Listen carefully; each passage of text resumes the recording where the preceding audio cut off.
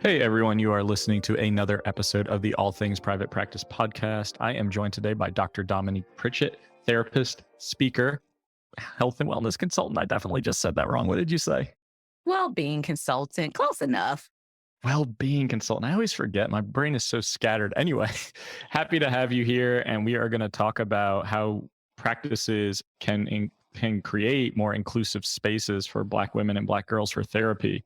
It's a topic that really is important for me, as my wife is Black and has a hard time finding therapists that look like her, especially in the wonderful state of North Carolina. So I'm really happy to have you on, and I appreciate you making the time.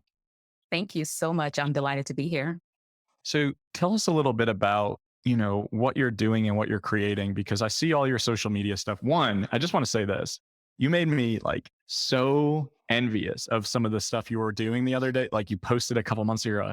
I automated all my postings for the rest of the year. I did these things like I've got this set up, I've got this set up. And I was like, holy shit. How do I be like her? Yep. Well, first, it's just me at my practice. I'm not ready to go into group practice just yet. I honor that and I'm okay with it. And so, one of the things I actually enjoy doing is learning graphic design and website development and design. So, it's like my little hobby. And, I'm starting to introduce that for therapists and offer it as a service. But yeah, so I wanted to really, really focus on my clients this year. I didn't want to delegate anything out just yet because a lot of my content and comes from pop culture, all the hot mess that's going on around the world. It comes from that, and only I can put my voice into it. And so I took a whole day or two and automated and did a year's worth of content about hot topics and all things related to wellness. When you say a day or two, how many hours a day are we talking to create an entire year of content? Between my snack breaks and my dog, eating at my foot, I could probably go for about 4 hours each day. I have a very good system. And because, as a therapist, it is important that I still have my voice out there in multiple areas, social media, on my website, with my clients, everywhere, because it's all about where can people find me. You never know where they'll hear your voice, such as a podcast. So about 4 hours a day, 4 or 5 hours a day, I came up with templates. I came up with my system and it's set and I don't have to do nothing but push that button at the start of the year and it goes. That is remarkable. And now I'm like rethinking my entire process because my content is more like what is happening and coming to my mind in the moment. But I think that's a part of my neurodivergence sometimes. But and maybe you're already thinking about this, and I don't want to like uncover it if you are, but like that could be something that you could be offering to therapists to like help them create that. And I feel like that would be so valuable. I was working on a course and I know I need to do a live masterclass.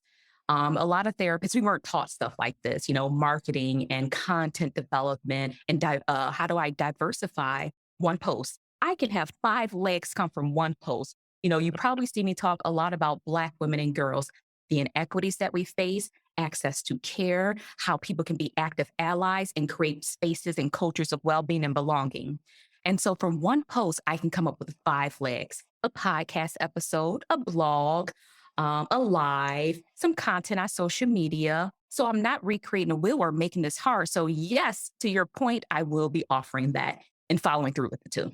It's just such a wonderful offering, and I want everyone to hear that because one piece of content can create so many different little snippets and different ideas too.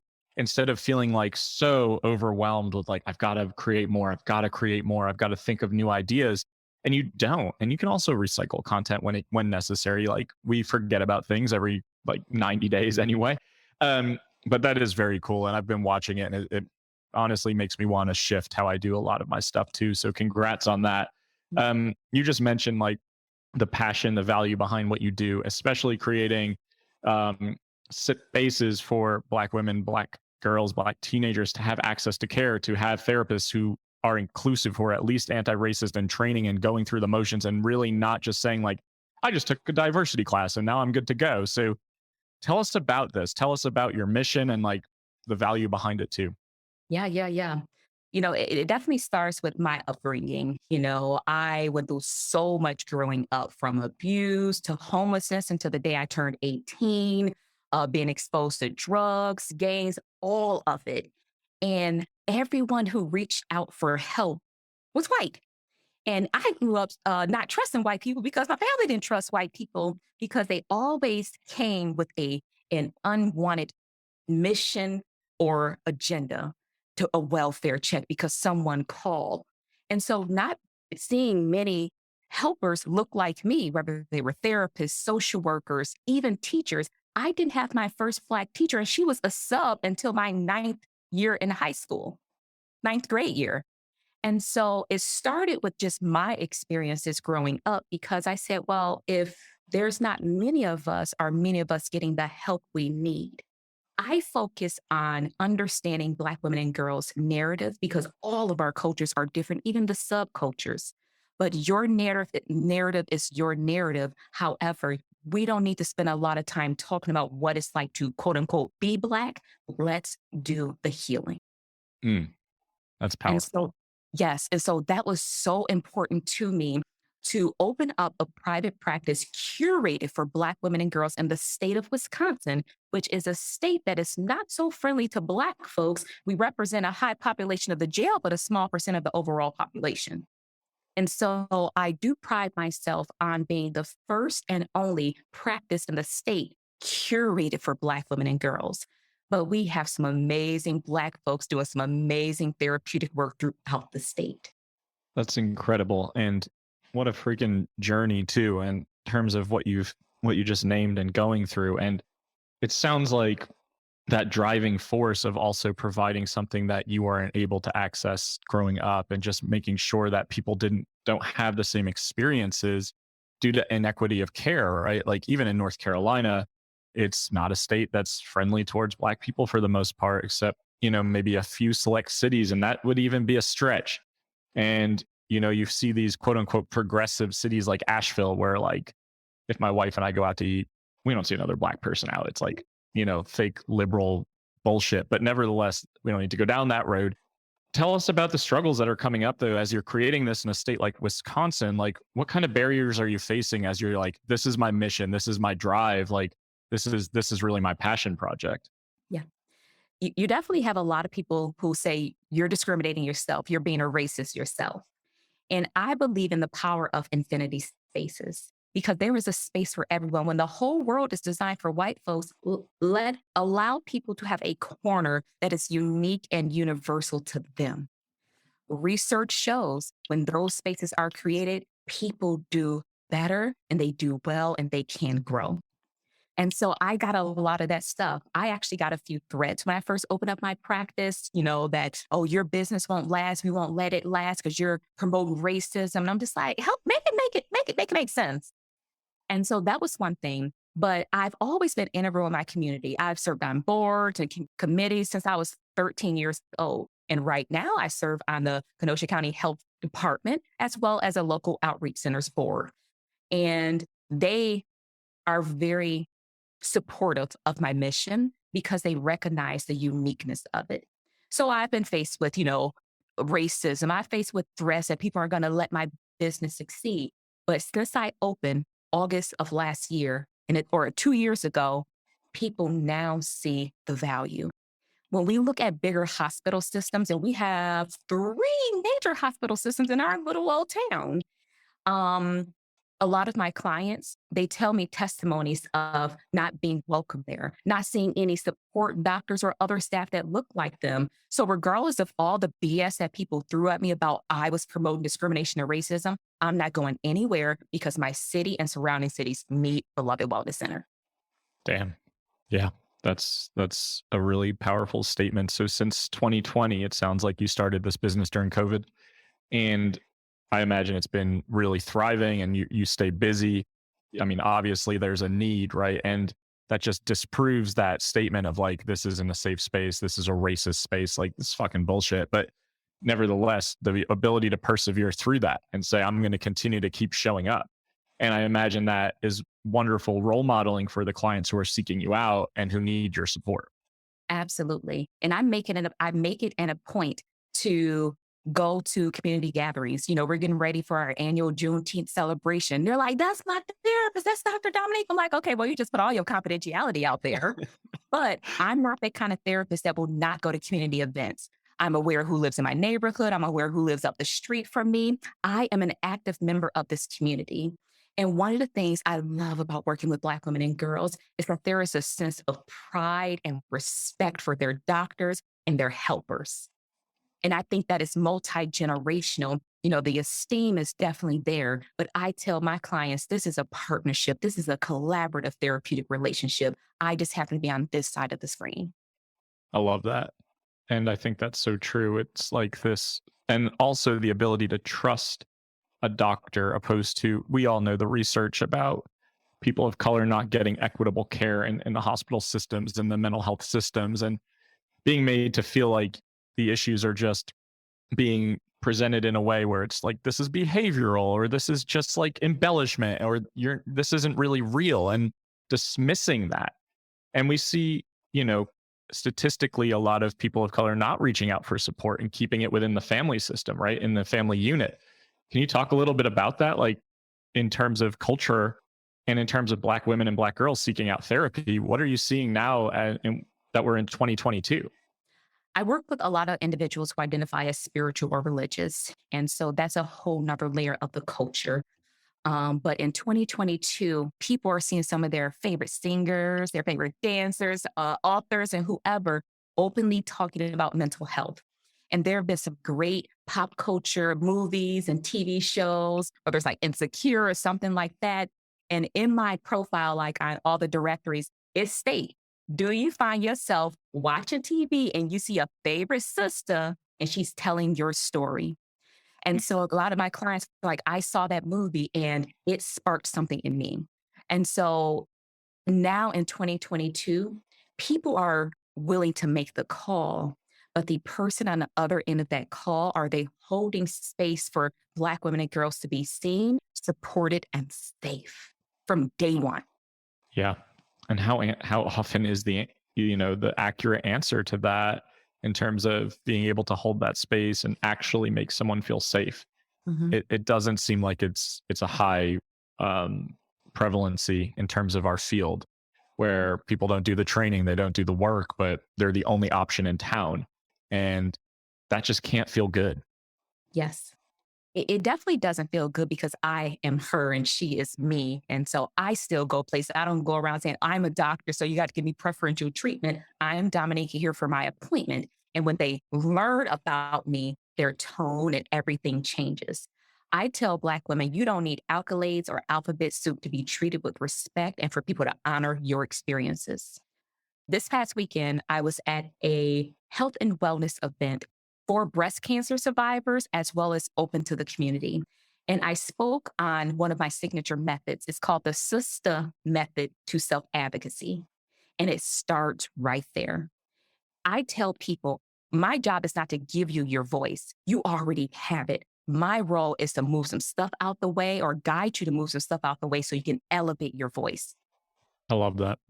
I mean, that's tangible, right? Like, that's empowering, and saying you already know how to kind of support yourself. You already know who you are, but now it's about working through some stuff so you can really do it confidently. And what kind of results do you see when you're offering this method? Because I've seen you post about it, and I was always like, damn, that's really freaking cool that you have this thing that you're really putting out into the community. Yeah. In a therapy space, when I can use common vernacular or common language, sis, Miss Lady, all of that starts with, can I self advocate and be who I am no matter where I am? So often, Black and Brown women and girls, we're one of few in many spaces. Okay.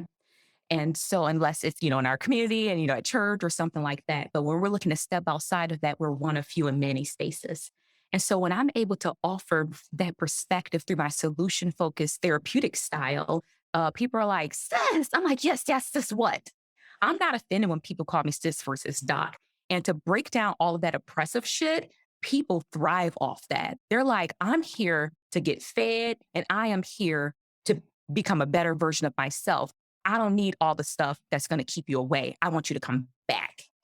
That seems like that really reduces the barrier to kind of building that rapport and that trust and that safety.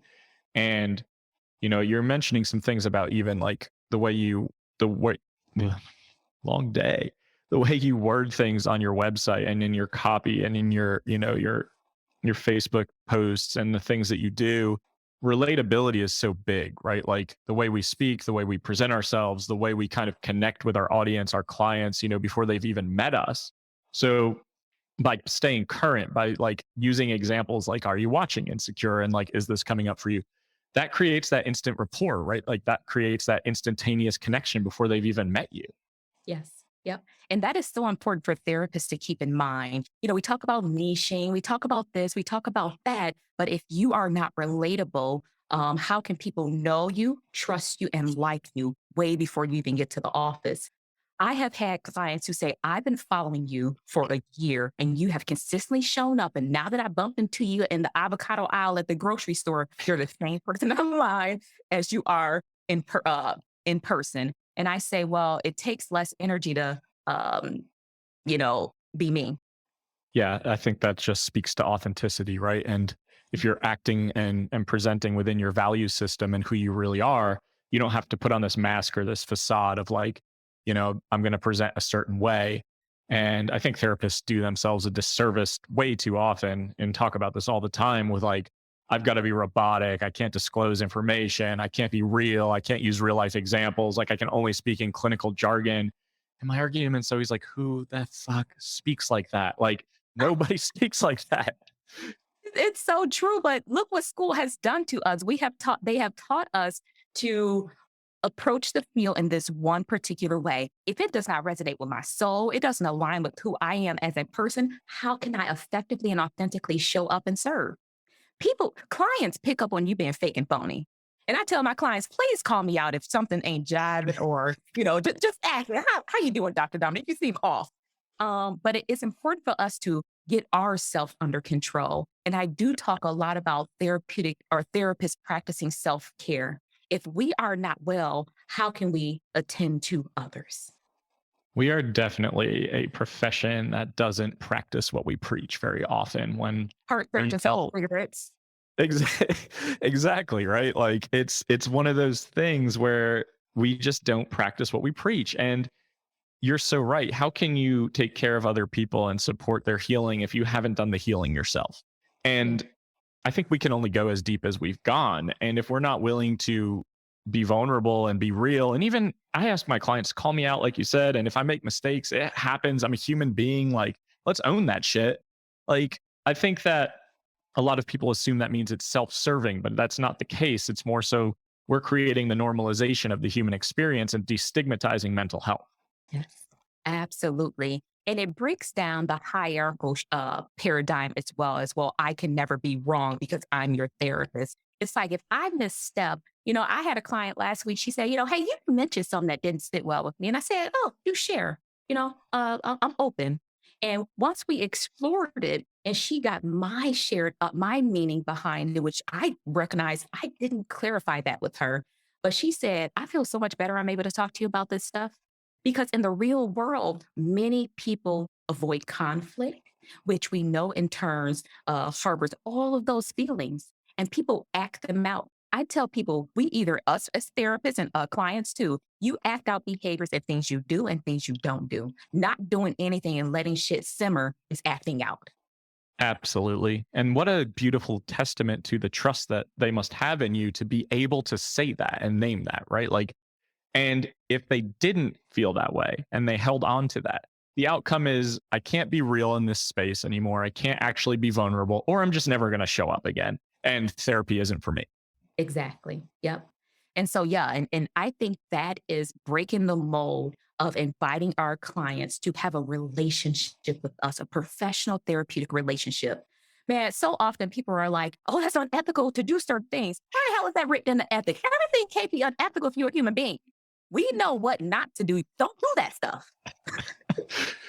Don't have sex with your clients. Like, don't show up wearing Budweiser t-shirts. Like, don't meet them at bars for drinks. Like, what the fuck? We are a profession who loves waving the unethical flag, though. And if you're a part of the bigger Facebook groups, you see it all the time.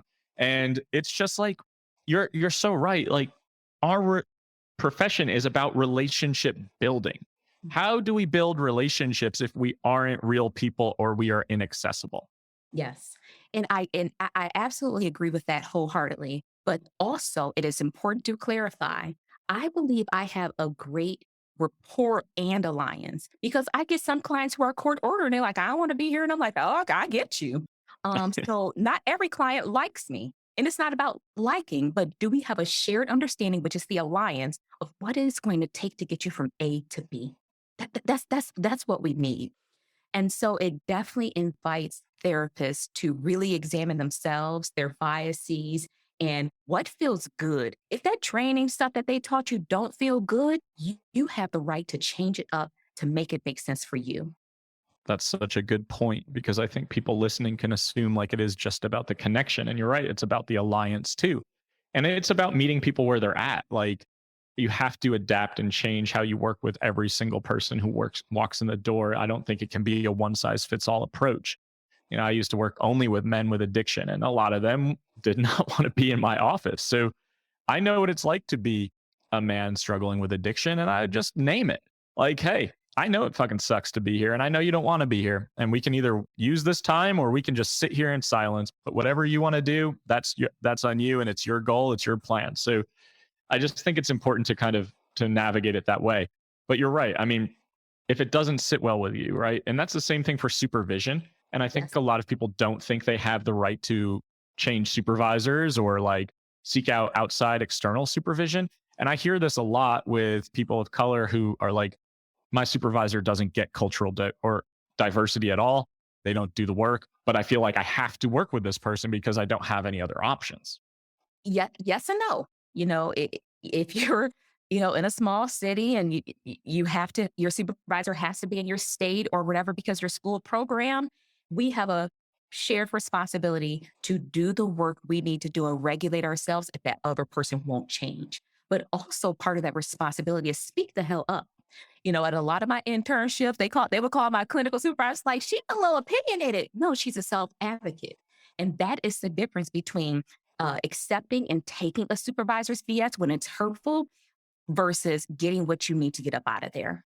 And another reason I created Beloved is I work with a lot of high functioning professionals who are one of few in many spaces.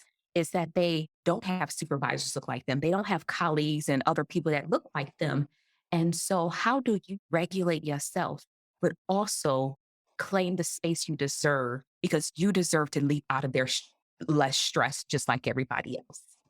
Yeah, that's a great point. So you're really helping people advocate in more ways than one in terms of taking up space and using your voice and deserving to be heard and respected. Absolutely. And I actually work with a lot of therapists who were in the very similar situation as myself. I have never had a Black work supervisor and I've never had a Black clinical supervisor. And so I get a lot of them. There is that fine line. I ain't your supervisor, I'm your therapist. I just supervisor. But part of that space, how do you want to use this space? Well, I want to be able to effectively communicate with my supervisor that I disagree without feeling like I did something wrong. Black women naturally carry a sense of guilt when we confront a white person. Okay. And I was having a conversation with someone, and we were talking about how that white person is always in our head. Are we too loud? Were we too aggressive? I always say certain folks can be assertive and so certain folks can't. Some people get accolades for being great leaders and, whatever, and some folks get chastised. That is just how it is, but that don't mean you have to go along with that flow. I like that. And that's a really good point for people to hear. I think about, so often like my wife works in the federal government and has to code switch very often. And like there's like US government REL, there's I'm with my family REL, there's I'm with my white friends REL, like having to switch tone of voice and how you show up in every single environment and being hyper vigilant about everything and about how you're received too, because it's like there's moments where she's like, I spoke out and now I'm the angry Black woman at work. And I was just trying to defend myself and like speak up. And it's like, those are the types of things that white people do not have to think about in any circumstance. Yep. And in the mental health field, I just think we do such a poor job of having any sort of cultural sensitivity in terms of moving through this world. Yes. And I'm glad you didn't say cultural competence because Patrick, I would have came at you. I'm like, we are not fully competent about anybody else per se. And so, I'm a person who really looks at like the derivative of words, the origination of them. That I don't believe that is possible. We can be culturally sensitive. We can demonstrate cultural humility and all of that. So I empathize with what your wife is going through. So many of us have to do that. But I invite Black and brown women to wonder what would it be like if I didn't code switch as often or at all? And what is it within me that I can change where I don't feel like I need to? It came with a level of survival, the thought that I need to code switch. Have we experimented and tried it? What if we didn't? And what is even code switching? Changing your voice, changing that. You get the same me across the board, you know? And so I invite my clients to take a step back and say, I wonder what would it feel like and what would it be if you didn't code switch tomorrow? Mm, We I in like that. we're in survival mode all the time that we forget we have the ability to not do it in certain places. Such a good point, and I think that a lot of listeners will never experience that or understand that. So you're working in a state where white therapists are the majority, right? And white clients are probably the majority of the clients going into private practice therapy. So, with that being said, you know, how do you see that ever changing and being different in terms of white therapists creating more cultural sensitivity? Because, like you said, competency is that's not the word, but their work has to be done because there aren't enough therapists of color to support the need, right? Like there's not enough therapists who look like their clients, and especially in certain states. And that is okay. And I love how you phrase that as well. What can white therapists do? And it does take white therapists to recognize that something is off. I get called into a lot of private practices to do cultural humility and sensitivity training because they're like, we're all white. We recognize we're white. Our website's white. I say, well, how about you start there? Why do you find yourself only hiring white people? You cannot be in front of a Black client if you haven't even done the background work. That speaks for itself. And so, what can people do? One thing I want to say is, even the clients I work with, I always say we share similar melanin, but I just might not be the provider for you, and that's okay too. I have several diverse people who have immediate openings. I want you to give them a try. So I don't want people to think that only Black people need to see Black therapists. That's not necessarily true, and vice versa because sometimes the conversation gets lost in that, oh, white people are not capable. I'm not here to rescue white people, but I am here to call you out if you are not doing the background and the legwork to hold space for people that don't look like you. That's very well said, and I think that's really important to think about in that way. And I do think practices need to do ongoing work. So if that's the value behind your practice and who you are as a person, then you really have to do the work. It can't just stop at like, I'm going to make a statement or I'm going to participate in a movement. Like you have to do the work. And I think that hiring consultants of color to help lead that work is crucial, Mhm. especially for practices out there who really want to be supportive of clients of color and BIPOC people in general. Right. Some of the best experiences I've had walking into all white clinical spaces is sitting in their supervision, sitting in their consultation groups or supervision groups. And, my whole model is how do we ask better questions? Every question can be a good question. I don't think there are dumb questions, but how do we ask better, meaningful questions? And I think folks are scared to say what's happening and to say what's not happening. So, if you're a white therapist, you know what you know, and you know what you don't. And there's going to be blind spots to that too, right? Like there are blind spots and we have to be aware of what those are. And that I think that comes with the territory of being a therapist in general. Like you have to know those areas of growth because I don't think we can assume that we know everything about everything at any point in time in this career, especially when we're working with human beings. Exactly. Exactly. I want to go back to a point we were talking about earlier in terms of, how clients, are connected and why I feel connected with them and they feel connected with me. A lot of my clients have mentioned my Black women and girls is that when they go a lot of places, people assume certain things about them. I put all my assumptions in check because I have taken over people's experience. And so, one thing that really stands out to me is people assume they can't afford, people assume Black people can't afford the out of pocket rate. People assume Black people got certain kind of insurance until you say where you work and all of that. My clients, we have a mutual respect. My policies are my policies and my rates are my rates. And if I am not the provider for you, let me help you get to where you need to be. So I say that as a reminder for us to check ourselves. And as we check our biases and assumptions, we then create room to grow. That is so wonderfully said. And I think that is so important to pay attention to because we do have these biases that exist. And I even see that a lot on a lot of the Facebook groups for therapists and some of my own coaching clients who are BIPOC. And why would could anyone that looks like me ever afford to pay me out of pocket? And I can't answer that question in terms of lived experience, but I can say, this is what I see. And it's really a beautiful thing when we can work through some of that stuff in terms of mindset, because I have some clinicians who are in Oklahoma who are charging $250 an hour and they're getting it all day long.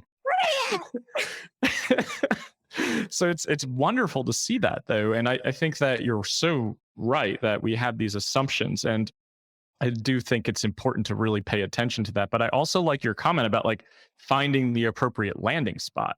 And that's important no matter what, right? Like clients who call us, we're not going to be able to support everyone that calls us, no matter who they are. And finding the appropriate landing spot is a part of our job, and making sure that they get the best quality of care and can use the resources that they have. And I think so often we internalize that almost and like take it personally. So I think that is really an important point. Absolutely. Um, One of the earlier pushbacks I got when I opened Beloved, I was very, very vocal about, my mission and my vision was from certain Black folks. If you really care about the people, why you only this? I started off taking insurance, but that kind of hell ain't for me. Certain insurance, if y'all still ain't paid me 2 years later, bye. So I only take few insurances, only two. I am a heavy EAP provider because it fits with the whole solution focus, true solution focus work I do. And I take self pay. And so I got a lot of pushback was if you really cared about the people, you wouldn't do certain things. I said, my three eyes I operate on: influence, income, and impact.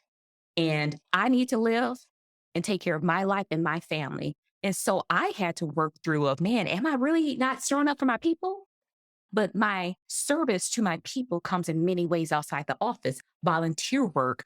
I do the sewing class. I use sewing as a conduit to facilitate understanding of mental health and well-being. And so that's something a lot of Black therapists I know have worked through as well. Am I really not showing up for my people? And am I fitting in that box of inequality and oppressive approach to work if everybody can't afford me? Everybody's not for me. That could be a mic drop moment. That can also be the title of this episode. So I really appreciate that. Influence, income, impact. I love that. And that's such a great, great point. And I think that it's one of those, it's got to be one of those internal struggles that happens all the time for people when it's like, how do I create accessibility, but how do I also afford to live my life? And I think those things are always being juggled in this profession. But I see it obviously much more often for therapists of color, because it's like there is that mentality a lot of the time of like, people that look like me cannot afford me. But then what you're saying is like, I'm giving back in so many other ways too. And I'm supporting and the community so many other ways other than just 60-minute increments of my time. And it's not even just with Black folks. It's, I recognize not everyone can afford to pay out of pocket. So that whole part, and let's go back to ethics, that whole pro bono thing. Nobody said it had to be on my job. Exactly. Exactly. And you can do that in other ways, right? Like you can donate time, you can donate resources, like you can show up in advocacy effort. Like there are so many ways to balance the scales of accessibility in the therapeutic world. But you're right, ethical flag goes up. And also like we think about running jokes in grad school and agency jobs that are like, you don't get into this field to make money. And we create all this money shame around even having this conversation. And then we're stuck like burnt out, can't pay the bills, and we're questioning our career choices. And like sometimes we do this to ourselves though. Right. How I loop those two, that shame and that guilt went away when I decided to be a doctor. I said, how much is this program so from? Okay, I'm going into business for myself. I knew I was going to own my business. And so that went out the door. But how I make it make sense and I keep that because it still comes up like, oh, am I charging too much? Am I this? No, for this area, I'm probably undercharging. I know I am. But I keep it in check because in order for me to show up unburnt, unburnt is I need to invest into myself. And that comes when people invest into me. There are too many Black and Brown folks being missed, under, and overdiagnosed due to shitty counselors and therapists. So if I am being rewarded, which is my income and my impact and influence, I can keep showing up. I don't have nobody in my business saying, good job, you get employee of the month. My rewards come when I get to travel for my people investing into me. And that's what I consider, play on words, fees versus investment. On my website, it says, this is your investment. You're investing into yourself. I love that. It's a lot different than thinking about it as like rate for service or fee for service, because it is an investment and we can never quantify what our quote unquote worth is, right? We see that all the time, like charge your worth. And it's like, what the fuck does that even mean? Like, how can you put a number to that? But I love the fact that you're naming it that way. And also it's a trickle down effect, right? Like if you're supporting people in the community, then they can heal and then they can support in the community or they can change trajectory and pathway. And I think that is really powerful. And again, I don't know how we put a price on that, but the ability for you to travel, do the things you love. I know we were just talking about that before we started recording. Doesn't that keep you like motivated and unburnt, so to speak, and just able to show up with your cup full, so to speak, so that you can support in the best way that you can? Absolutely. I just got back from Rio and Brazil and have a few other trips lined up. That is exactly how, if my cup is full or being filled, I know come whatever hour that is, I'm going to be fully present. And if I'm not, I'm going to take time off. I use my mental health days. I use my breaks during the day. I tell my clients, I'm very honest with them. I'm not feeling my best self. Today is not the best day to meet. I would invite you to self-schedule and reschedule to what's convenient for you. And so, yes, those are my rewards. They got to come from somewhere. Yeah, I don't think we become entrepreneurs to like recreate our agency environments or corporate America environments. And I think there's a lot of similarities, right? Like everyone always says, autonomy, freedom, flexibility, more money, more travel. That's always the answer. And that's good because those are my values too. But I mean, I think that what you just said again is modeling healthy behavior, right? Like I'm not feeling my best self. So I think it would be in our best interest to reschedule, is giving the client permission to do the same thing, right? Like if they're feeling the same way, they can name that with you. And I would always do that with my clients when I was seeing therapy clients, like, hey, my head's not in a good place today, and I don't think I'm going to be, the most used to you or the most helpful today, and let's just reschedule. And it just again is like permission to be human. It takes away some of that like pedestal power dynamic situation as therapist versus client. And I think it again just normalizes the human experience. Like we all struggle and that's okay. Mhm. Exactly. Um, it, I love how I love how you put that. Is we do all struggle, and I think I posted online not too long ago. Yes, therapists don't have it all together too. Yes. I just did a TikTok about that. Ooh, I'm gonna check it out. I'm gonna check it out. And that can be a lot of different things. But if we are not well, how can we pour into others? Yeah. And again, going back to like not practicing what we preach, we can say self care all day long. And then helpers, notoriously, not just therapists, like people in all helping professions tend to burn themselves out, work too much, do too much, like put everyone else first. And it's not selfish to put yourself first because how else can you help people if you can't do that? No, it's not just about me. This is about me in the present, but I am building a legacy. I have never had an inheritance. I have never had a piece of china given to me. I have nothing. I have 3 pictures of me from being a little kid. That's all I got to my childhood in a bowl, one bowl. I stole from my grandma. She don't know I got it. Um, so when I do this, And when I say I live out loud, I live through the good, the bad, the ugly, and ugly as hell. And I'm very vocal and transparent. I am building a legacy so that my next generation has something to honor and cherish. Mm, I love that. That's so powerful. And having, you're doing this in the moment and just living out loud and just really being real. And I think that makes a difference for people.